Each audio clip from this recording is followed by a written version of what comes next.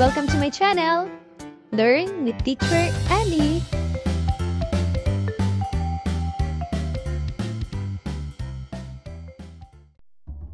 Matatag Curriculum, GMRC, Grade 4, Quarter 3, Week 4. At ang ating tatalakayin ay tungkol sa pagkakapantay-pantay ng bawat isa sa kabila ng pagkakaiba-iba.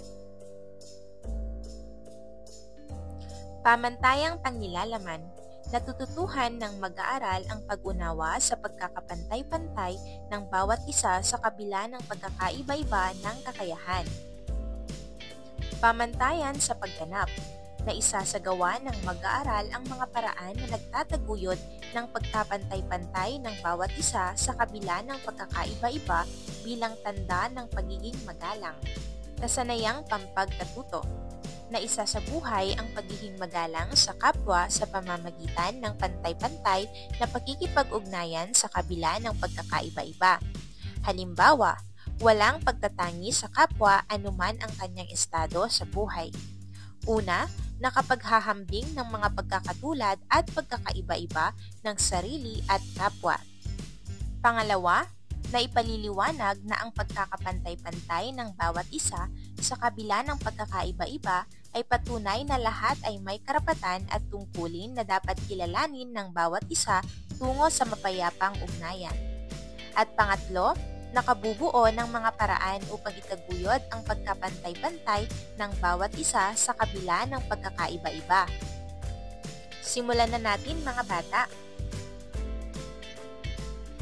Day 1. Ngayon ay balikan natin ang mga kaalamang inyong natutuhan sa nakaraang paksa tungkol sa pagtitipid. Punan natin ang kahon ng alam ko, pakita ko. Sa alam ko, tukuyin ang tatlong mga kaalaman na inyong natutuhan tungkol sa kahalagahan ng pagtitipid at pag-iimpok.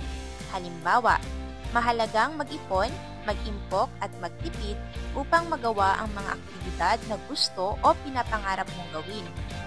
Habang sa ipakita ko naman, isulat kung paano maipapakita ang mga paraan ng pagtitipid at pag-iimpok na iyong isinasabuhay. Halimbawa, ipinapakita ko ang pagtitipid at pag-iimpok sa pamamagitan ng pagtatabi ng kaunting halaga mula sa araw-araw kong baon sa eskwela. Tayo ay magkakaroon ng isang gawain. Humanap ng kapareha at pag-usapan ang pagkakaiba-iba at pagkakatulad ng iyong sarili at sa iyong kapwa. Gamitin ang mga konsepto na nakasulat sa lobo.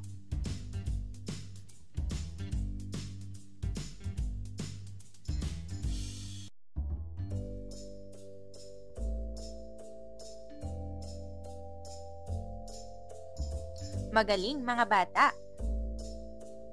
Ngayon naman ay sagutin ang sumusunod na mga tanong. Kapag nakikita kita sa pamamagitan ng aking mga mata, iniisip ko na tayo ay magkaibang magkaiba. Ngunit kapag nakikita kita sa pamamagitan ng aking puso, alam kong tayo ay magkapareho. Mga bata, ano sa palagay mo ang sinasabi ng pahayag? Pangalawa, tingnan mo ang iyong mga kaklase. Saan kayo nagkakaiba at saan kayo nagkakapareho? Kompletuhin ang pangungusap sa kahon.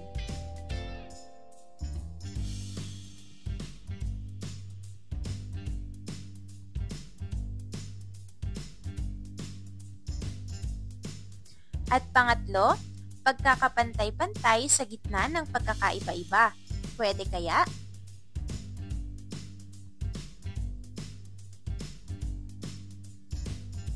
Magaling mga bata! Ating talakayin ang kahulugan ng pagkakapantay-pantay at pagkilala sa mga karapatang pantao. Basahing mabuti at unawain ang sumusunod na sanaysay. Bigyang pansin ang kahulugan ng pagkakapantay-pantay at ang mga artikulo ng karapatang pantao na nagpapahalaga sa karapatan ng bawat isa. Ano nga ba ang pagkakapantay-pantay?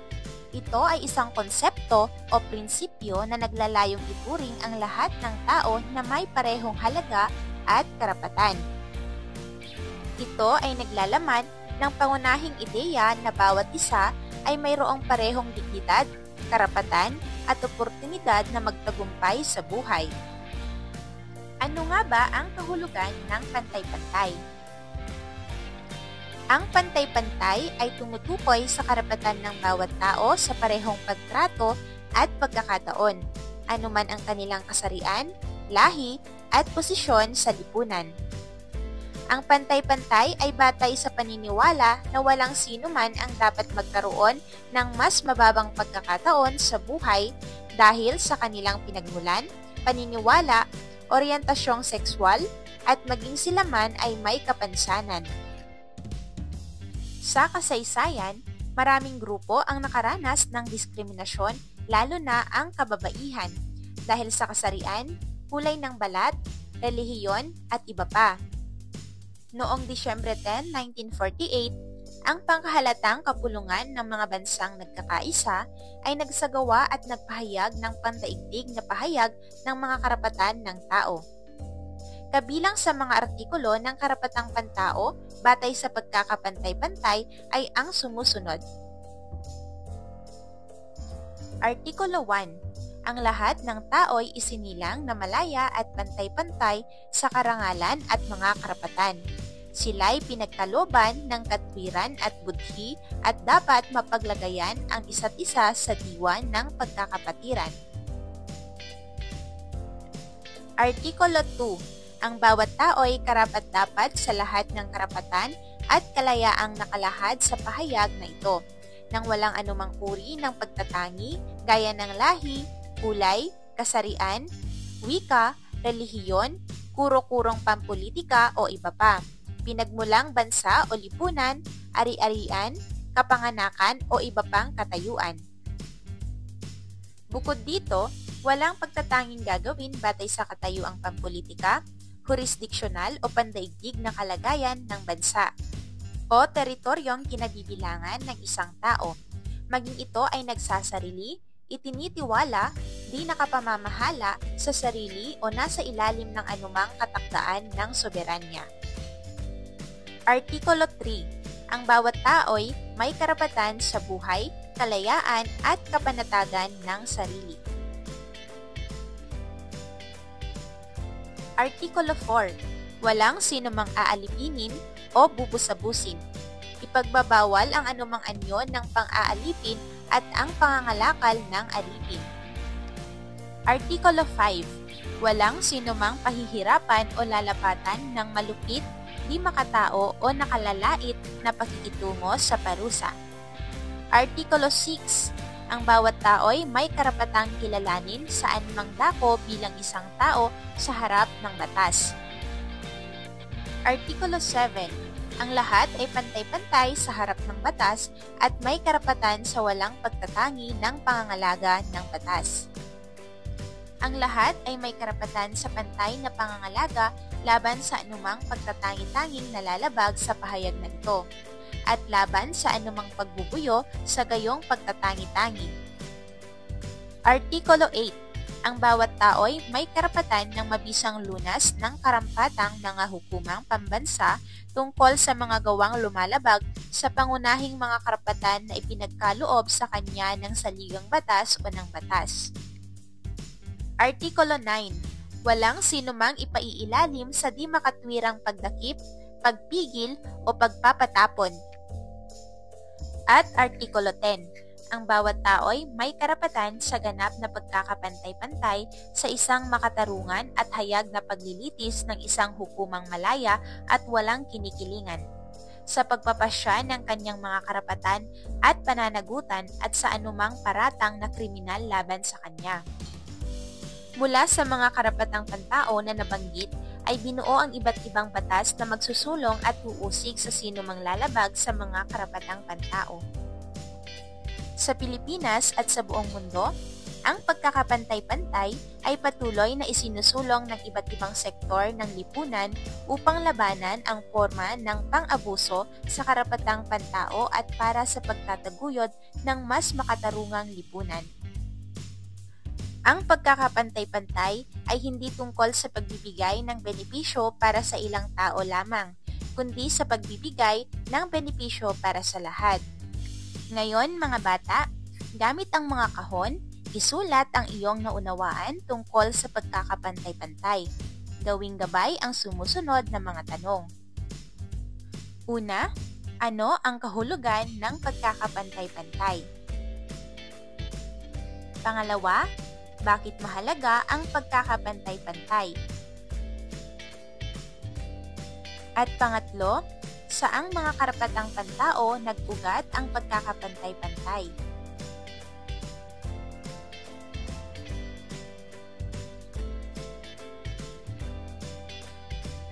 Magaling mga bata! Ngayon naman ay isulat ang iyong itinuturing na karapatan sa mga dahon. Mga bata, alin sa iyong mga naisulat ang pinakamalapit na kahulugan ng karapatang pantao? At bakit?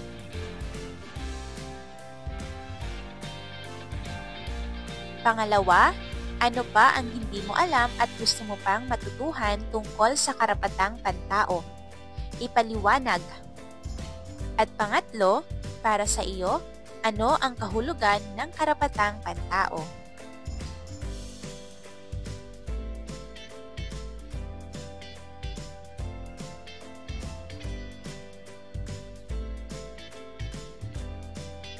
Magaling! Karagdagang gawain. Piliin ang titik ng tamang sagot at isulat sa sagutang papel.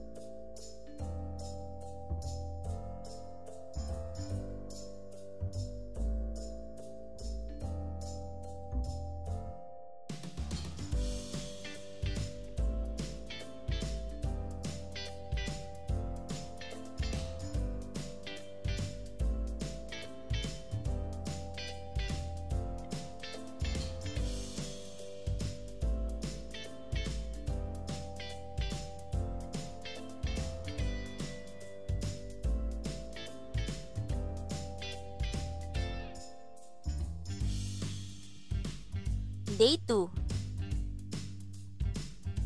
Ngayon mga bata, sagutin ang tanong at isulat ang iyong sagot gamit ang Venn diagram. Gawin ito sa sagutang papel. Paano maiuugnay ang dignidad ng tao sa kanyang mga karapatan at tungkulin?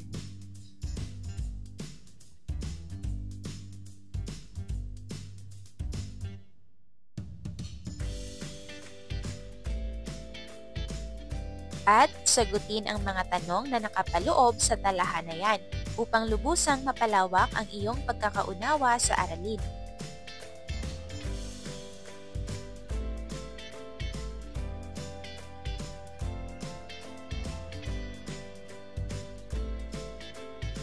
Magaling mga bata! Ating talakayin ang ating pagkakaiba-iba ay nagpapalakas sa atin. Sanaysay ni Elizabeth Cole.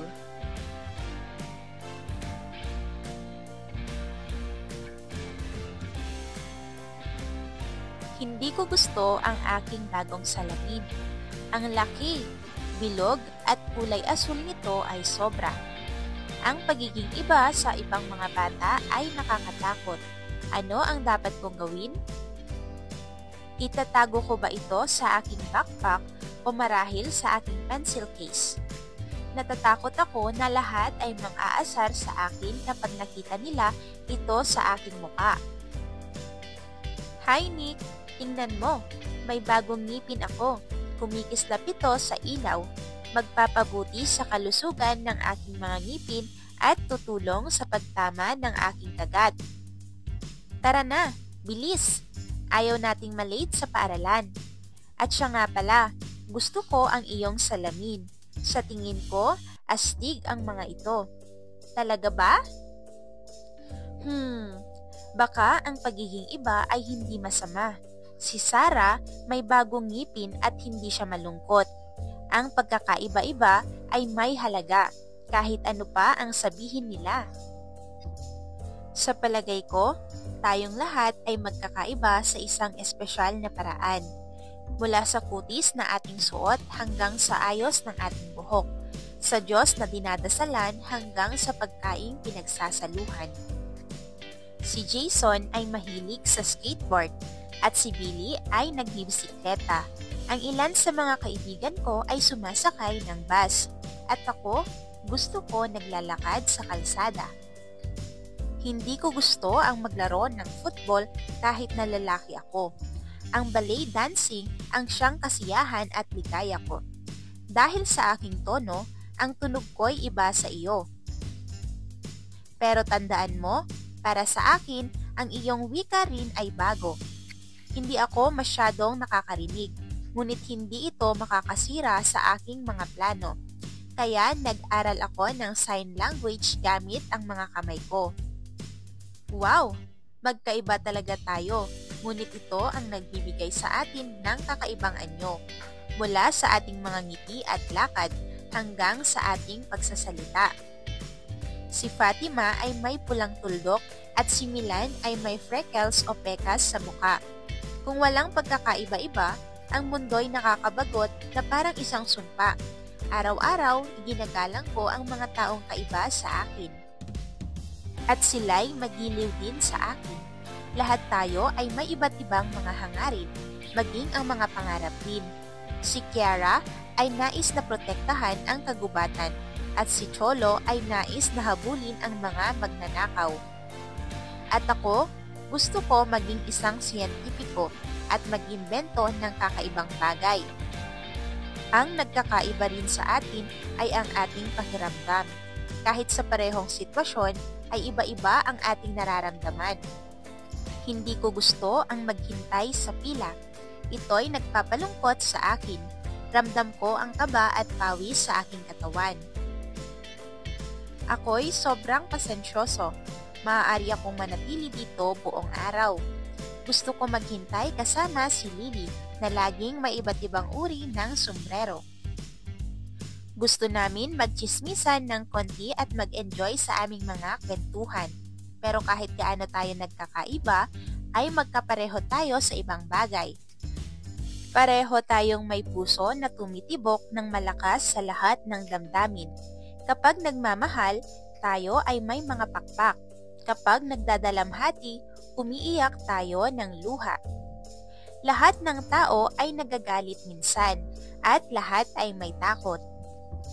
At kapag tayo'y takot o umiiyak ng pinakalungkot na luha, ang ating pamilya ang pumapawi ng lahat ng lungkot at takot. Ang iba ay hahanap ng tahanan sa mainit na yakap ng kanilang ina.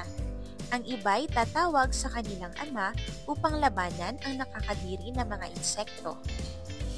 Ang iba'y magbabasa ng Quran na may saya sa kanilang muka. At para sa iba, sa Biblia ay may kapayapaan. Para sa mga walang mga magulang, isang kaibigan ang magiging kanilang katuwang upang dalhin ang ngiti, tawanan at isang araw na puno ng saya. Kaya't kahit ang ating balat ay dilaw, kayumanggi, itim o puti, o ang ating personalidad ay mahiyain, maingay, pasaway o magalang at ang ating buhok ay kayumanggi, dilaw, buhol-buhol o kulot, ang lahat ng pagkakaiba ay tinatanggap sa mundong ito. Ikaw ba'y maligayang tinatanggap ang mundong ito? Kasi ako, mahal ko ang lahat tungkol sa akin. Ang pagtanggap ko sa aking sarili kung ano ako ang nagpapalaya sa akin. May pagmamalaki kong isinusuot ang aking salamin araw-araw, buong araw. Tinatanggap ko ang sarili ko at ang iba. Ang ating pagkakaiba-iba ang nagpapalakas sa atin.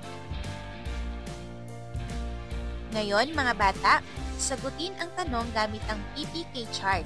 Sa unang column ay nakasulat kung ano ang iyong gagawin at sa pangalawang column ay kompletuhin ang pangungusap bilang sagot. Bakit mahalaga ang pagkakapantay-pantay sa gitna ng pagkakaiba-iba?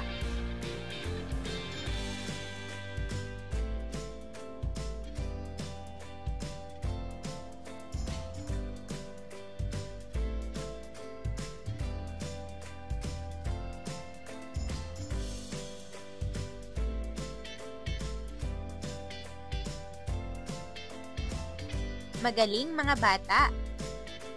Punan ang chart ng angkop na kilos sa pagharap sa mga sumusunod na sitwasyon.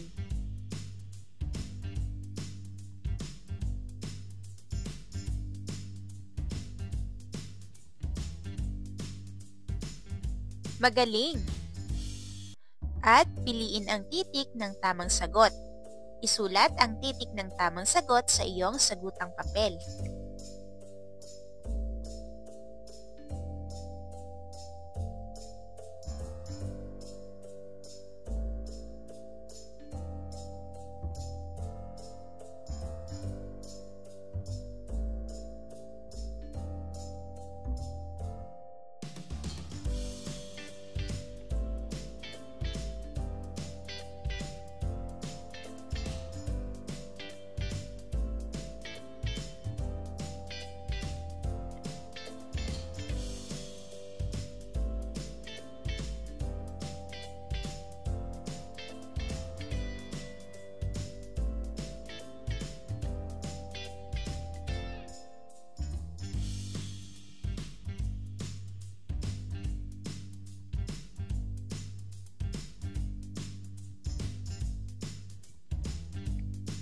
Day 3. Ano ang mararamdaman mo kung hindi ka nakatanggap ng paggalang o respeto mula sa katulad mong bata?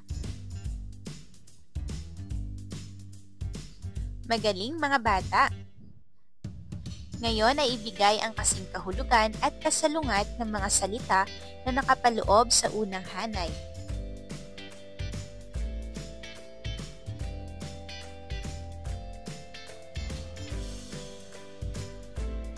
Ating talakayin ang pagkilala sa ating tungkulin na igalang ang ating kapwa alinsunod sa mga karapatang pantao, hakbang tungo sa kultura ng pagkakapantay-pantay.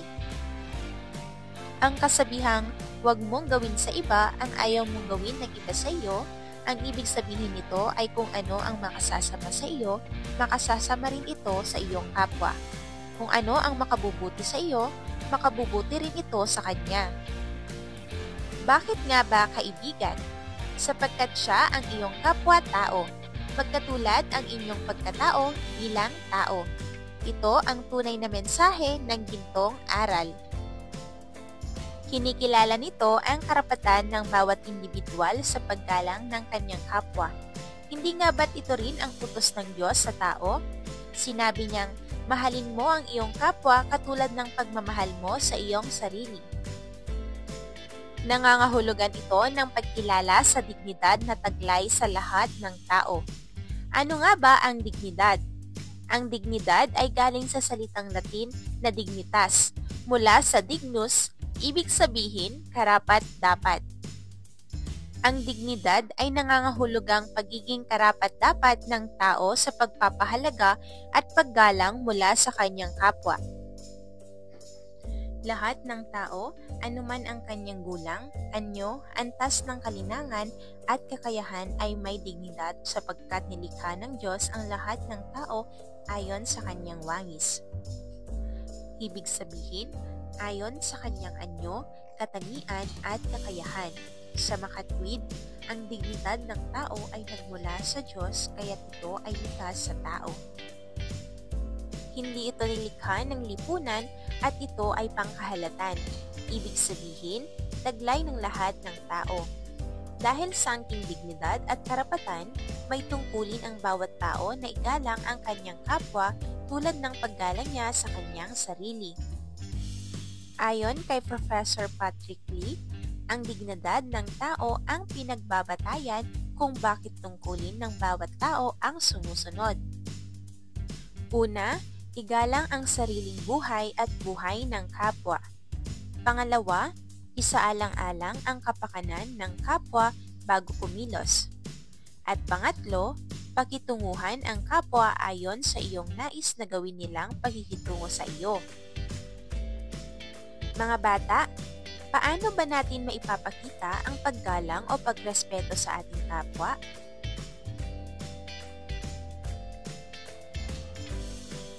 Magaling!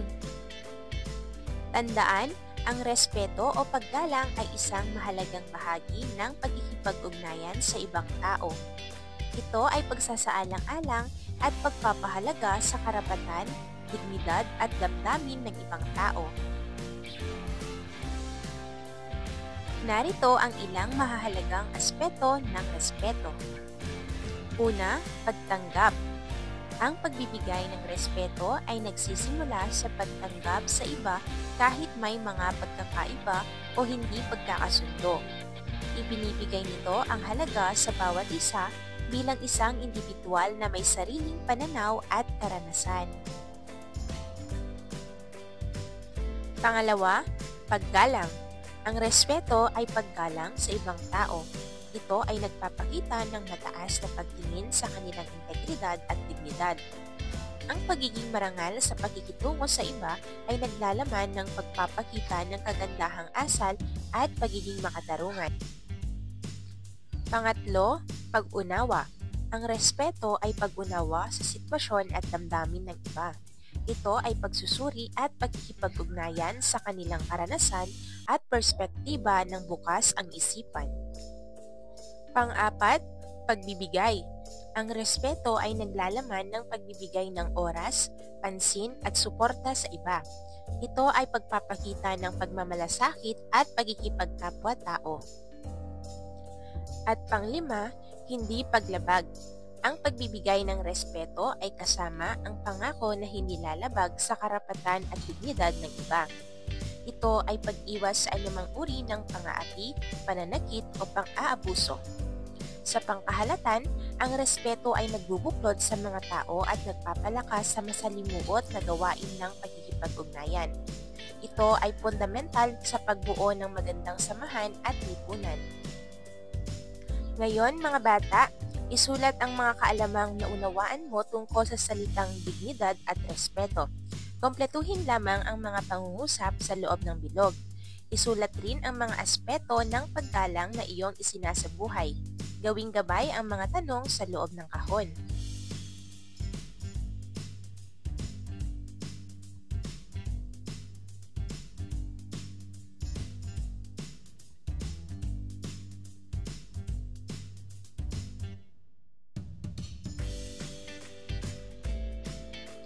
Magaling!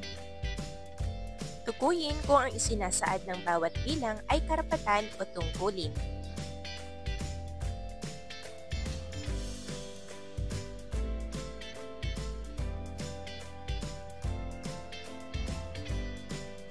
Ngayon naman ay suriin ang iyong sariling mga paraan o proseso ng pagkatuto sa paksang ito. Gamitin ang mga tanong sa loob ng kahon bilang gabay sa pagsagot.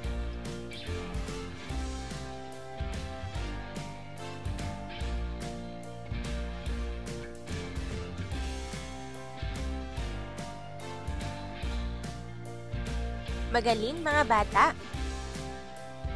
At isulat ang naiisip mo ng mga karapatan at tungkulin ng isang tao ayon sa mga aspetong hinihingi sa talahanayan.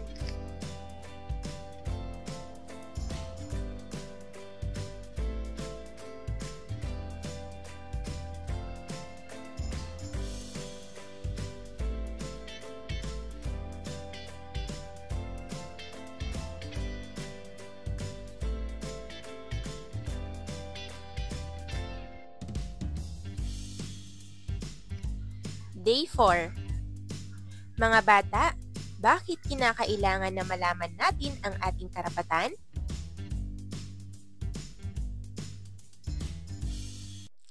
Ating talakayin ang mga paraan ng pagtataguyod ng pagkakapantay-pantay sa gitna ng pagkakaiba-iba. Ang pagtataguyod ng pagkakapantay-pantay sa kabila ng pagkakaiba-iba ay isang hamon ngunit mahalagang layunin para sa lipunan. Sa pamamagitan lamang ng pagtataguyod ng pagkakapantay-pantay at paggalang sa gitna ng pagkakaiba-iba, tayo ay tunay na magiging matatag at magtutulungan tungo sa sama-samang pagunlad. Narito ang ilang paraan kung paano ito maaaring makamit. Una, edukasyon at kamalayan. Palawakin ang edukasyon at kamalayan hinggil sa mga isyu ng pagkakapantay-pantay at kultura ng pagkakaiba-iba. Ang tamang impormasyon ay makakatulong sa pag-unawa at pagtanggap ng mga tao sa kahalagahan ng pagkakapantay-pantay. Pangalawa, makiisa sa pamahalaan sa pagpapatupad ng pantay-pantay na patakaran. Tumulong tayo sa pagpapatupad ng mga patakaran na naglalayong mapanatili ang pagkakapantay-pantay. Ito ay maaaring kasama ang anti-discrimination na batas, pondo para sa mga proyektong naglalayong mapabuti ang kalagayan ng mga grupong nanganganib, at iba pa. Isa-isip at isa-puso natin ang paggalang sa karapatan ng lahat ng tao at maging bukas ang isip sa kagandahan ng pagkakaiba-iba. Pangatlo, pagtangkilik sa diversidad. Itaguyod ang pagtangkilik sa diversidad sa mga aspeto ng buhay tulad ng trabaho, edukasyon at kultura.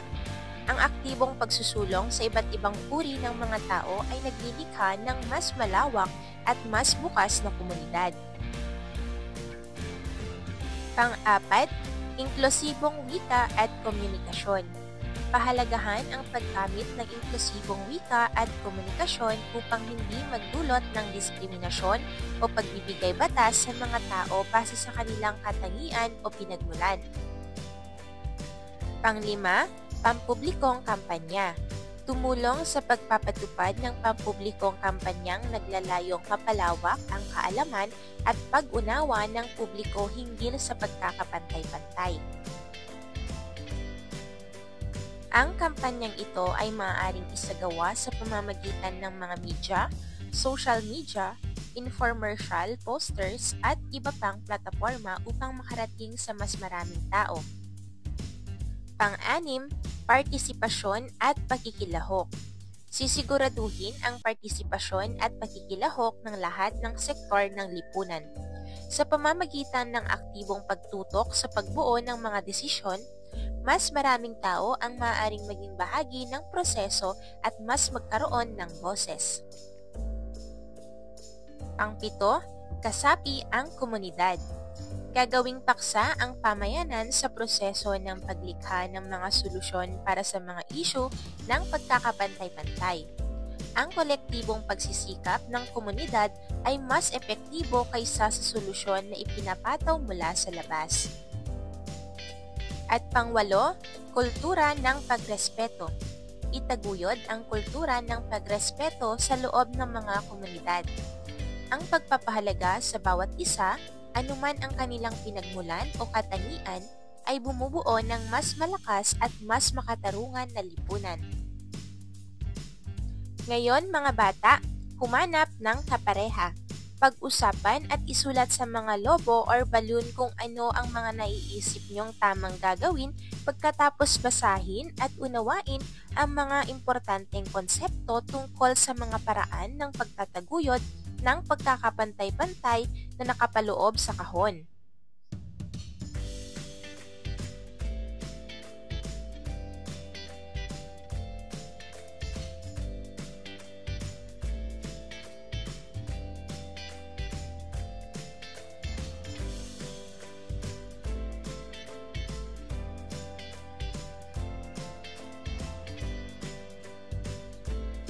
Magaling mga bata!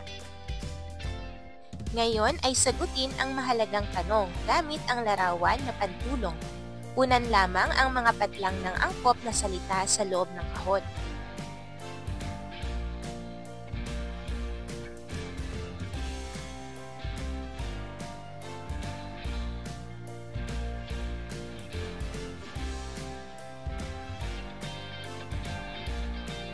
Magaling mga bata!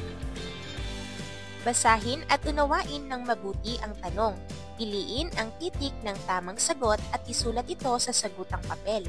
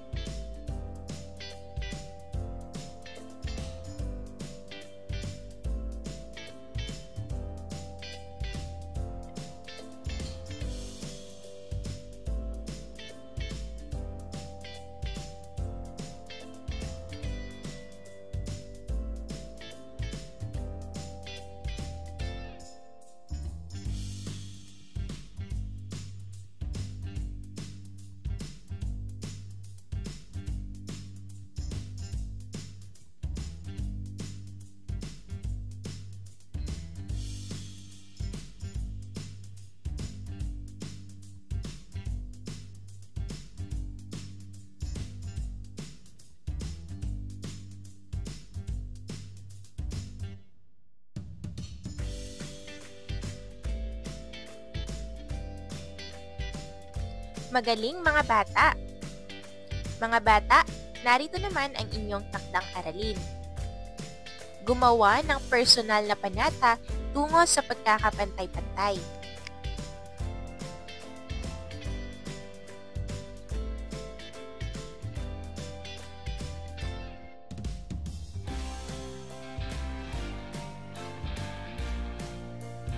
Day 5. Ikalawang lagumang pagsusulit.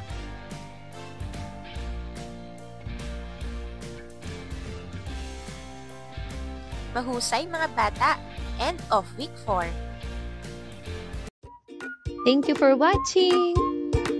Also, don't forget to like, share, subscribe, and click the notification bell for you to be updated on our latest videos. See you on our next lesson. Goodbye!